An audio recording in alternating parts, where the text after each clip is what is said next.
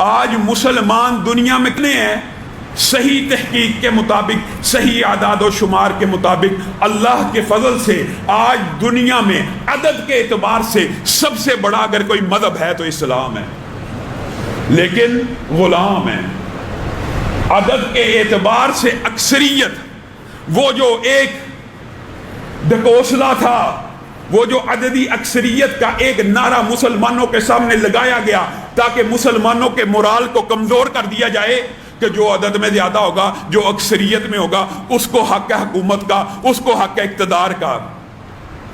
آج ان کے پیرامیٹرز کو اگر تولا جائے، عام فہم زبان میں مغربی جمہوریت کی بات کر لیجئے، تو ان کے پیرامیٹرز کے مطابق بھی، ان کے وضع کردہ اصولوں کے مطابق بھی آج مسلمانوں کی عددی اکثریت، ان کا وضع کردہ اصول اسلام کا نہیں ہے، لیکن ان کے وضع کردہ اصول کے مطابق آج مسلمانوں کی عددی اکثریت اتنی ہو گئی ہے کہ پوری دنیا میں اگر حکومت اور اقتدار کا حق ہے تو مسلمانوں کو ہے، ان کے پیرامیٹرز کے مطابق، لیکن نہیں ملے گا۔ یہ سارے کے سارے ڈکوسلے، یہ سارے کے سارے نظام، یہ سارے کے سارے پراپوگنڈے تو مسلمانوں کے خلاف تھے۔ مسلمان جب بھی ان کے پیرامیٹرز کے اوپر بھی پورے اتریں گے، پھر بھی ان کو نہ اقتدار ملے گا، نہ معاشرت میں، نہ معاملات میں، نہ سیاست میں، نہ ریاست میں۔ کسی بھی معاملے میں آپ اسلام کو بالادست کرنا چاہیں گے، آپ کے خلاف کفر، الحاد، لبرلزم، سیکولرزم پوری دنیا میں اکٹھا ہو جائے گا۔ یہ بات بڑی توجہ سے سننے والی۔ آج عدد کے اعتبار سے مسلمان سب سے آگے، ملکوں کی تعداد کے اعتبار سے مسلمان سب سے آگے، قوت و وسائل، افرادی قوت اور مالی وسائل، تیل کے، سونے کے، تانبے کے، کوپر کے، سارے ذخائر، مسلمان سب سے آگے۔ آج پھر ہوا کیا؟ آج مسلمان اتنا پست کیوں ہے؟ آج مسلمان ہر جگہ پہ مار کیوں کھا رہا ہے؟ فلسطین کو دیکھ لیجئے، کشمیر کو دیکھ لیجئے، کچھ عرصہ قبل چیچنیا، بوسنیا، سارے معاملات، یہ افغانستان کے اوپر حملے، یہ عراق کے اوپر حملے آپ کے سامنے ہوئے۔ لاکھوں مسلمان مر گیا، لاکھوں مسلمان ذبح کر دیا گیا۔ کیوں؟ اس کی ایک وجہ نبی کریم صلی اللہ علیہ وسلم نے بیان کی تھی، قومیں تمہارے اوپر اس طرح ٹوٹ پڑیں گی جس طرح بھوکے دسترخوانوں پہ ٹوٹتے ہیں۔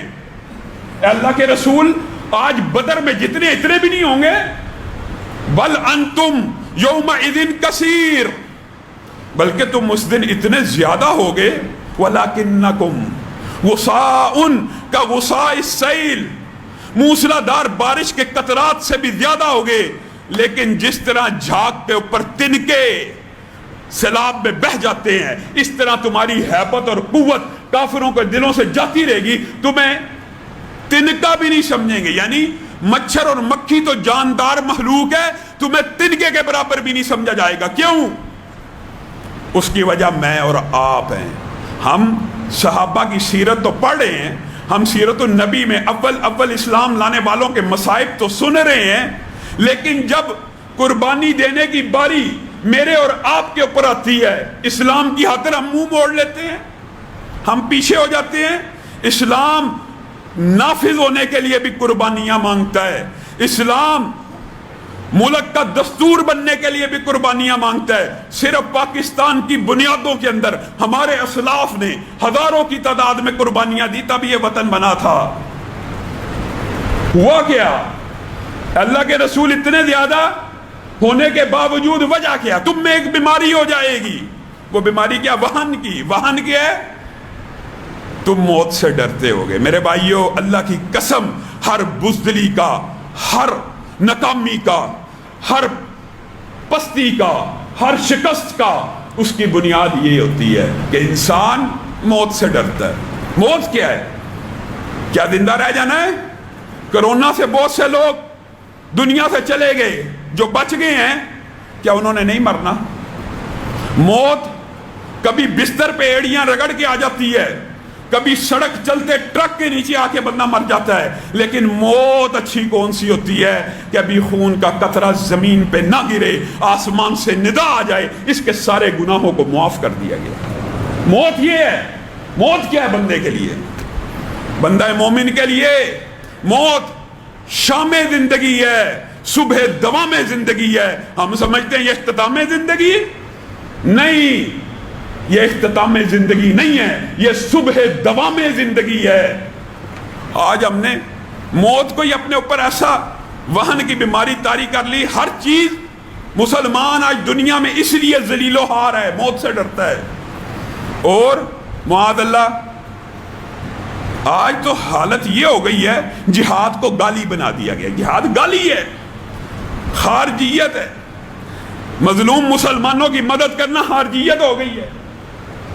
یہ فلسفے کہاں سے آئے؟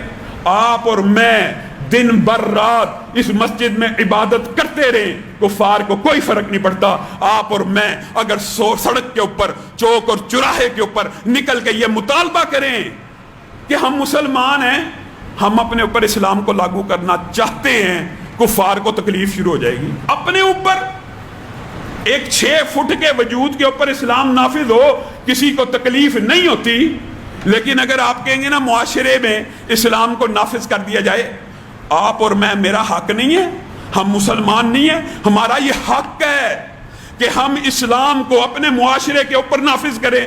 چور چوری کرے ہاتھ کو کاٹ دیا جائے، شادی شدہ زنا کرے سنسار کر دیا جائے، قاتل کو قتل کر دیا جائے، یہ اسلامی معاشرے کی بنیادی اس کا حق ہے. ہم اپنے قوانین تمہارے اوپر نافذ کریں، اپنے اوپر نافذ کرنا چاہتے ہیں. اپنے اوپر نافذ کرنا چاہیں گے تب بھی کفار کو تکلیف ہوگی. وجہ کیا ہے؟ آپ نے اس بات کے اوپر کبھی غور نہیں کیا. اپنے اوپر نافذ کرنے سے سعودیہ میں حدود اللہ قائم ہے، کیوں تکلیف ہے کفار کو؟ بتائیے. قائم تو سعودیہ میں ہے، حد کے گناہوں کی سزا تو سعودیہ کے شہریوں کو ملتی ہے، تکلیف کفار کو کیوں ہوا ہے؟ آپ نے اس بارے میں کبھی غور نہیں کیا. میرے بھائیوں، سعودی عرب کے 1 سال کے جرائم کی جو کل تعداد ہے وہ نیو یارک کے 1 دن کے جرائم سے کم ہے. نیو یارک کے 1 دن کے جرائم سے کم ہے 1 سال کی سعودیہ میں جرائم کی تعداد. اٹھائیے، اپنی طرف سے نہیں کہہ رہا، نیٹ موجود ہے، گن لیجئے پورے سال میں سعودیہ میں کتنے قتل ہوتے ہیں، کتنی چوریاں ہوتی ہیں، کتنے زنا ہوتے ہیں. نیو یارک کے 1 دن کے ساتھ موازنہ کر لیجئے، آپ حیران رہ جائیں گے. حدود اللہ کی اتنی برکات اور فیوز ہوتی ہیں، جہاں آسمان سے برکتیں آتی ہیں، زمین بھی سونا اگلنا شروع ہو جاتی ہے. اس لیے نبی کریم صلی اللہ علیہ وسلم نے کہا تھا 40 دن رحمت کی بارش کی بات نہیں، رحمت کی بارش بھی ہوتی ہے. بارشیں ہوتی ہیں عذاب کے لیے بھی، جو فصلوں کو تباہ کر دیتی ہیں، جو گھروں کو گرا دیتی ہیں. لیکن ایک بارش ہوتی ہے جس سے فصلیں لہلہا اٹھتی ہیں. جب فصلوں کو پانی کا چاہیے ہوتا ہے اس وقت بارش ہوتی ہے. نبی کریم نے کہا 40 دن، اور بعض روایات کے الفاظ اور ہیں، ضعیف اور صحیح کو ملایا جائے، مفہوماً آپ کے سامنے رکھ رہا ہوں. 40 دن مسلسل رحمت کی بارش ہوتی رہے تو اتنی آسمان سے رحمتیں نازل نہیں ہوتی، زمین اتنے خزانے نہیں اگلتا، زمین اتنے خزانے نہیں اگلتی جتنی صرف ایک اللہ کی حد کو زمین پہ قائم کرنے سے رحمتیں نازل ہوتی ہیں اور زمین سونا اگلتی ہے. میں اور آپ، یہ تکلیف ہے.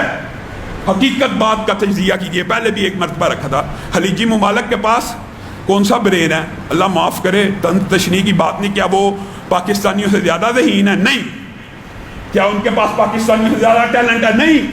ان کے پاس کیا ہے؟ آپ نے کبھی غور کیا؟ صرف اللہ کی حدوں کو قائم کیا ہوا ہے. تو اللہ بھی ایسا خوش ہے، جہاں وہ ڈرل کرتے ہیں وہاں سے تیل نکل آتا ہے، جہاں ڈرل کرتے ہیں سونا نکل آتا ہے. اللہ کی قسم، پاکستان کی معیشت اور معاشرت اور معاملات بھی اسی طرح سیدھے ہوں گے. آپ ایک مرتبہ آپ نے آزما لیا، بھٹو کو آزما لیا، نواز شریف کو آزما لیا، بے نظیر کو آزما لیا، عمران خان کو آزما لیا. اب تو اسلام کی طرف لوٹ آؤ.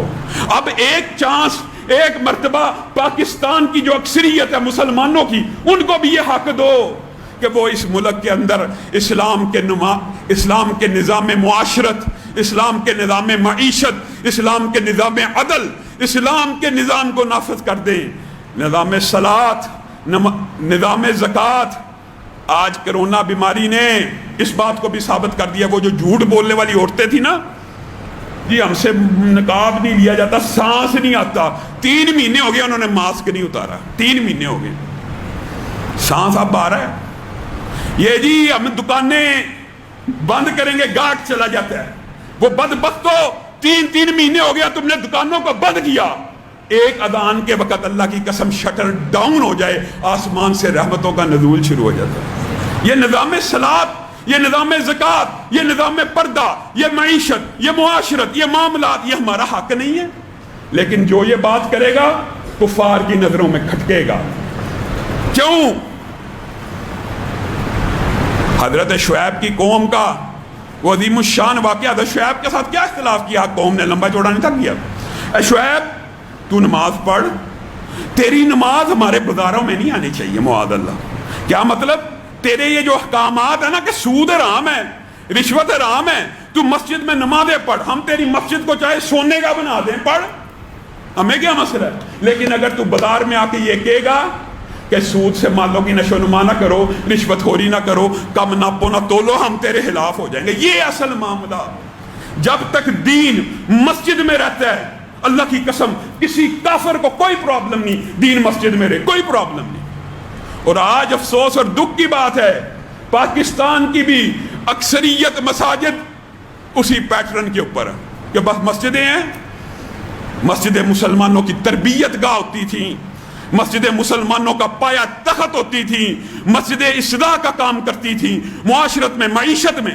آج وہ سارے کا سارا معاملہ مسجد صرف نماز کے لیے، نہ کمیونٹی سینٹر، نہ نکاح کا مرکز، نہ جنازے کا مرکز، نہ میل جول کا مرکز، نہ رابطے کا مرکز، کسی کو کوئی تکلیف نہیں۔ آپ مسجدوں میں جتنا مرضی اللہ کرتے جائیں، کسی کافر کے سر پہ جوں نہیں رینگے گی، لیکن جیسے ہی آپ اس دین کو مسجد سے نکال کر صرف معاشرے تک لے جانا چاہیں گے، پورا عالم کفر آپ کے خلاف کھڑا ہو جائے گا۔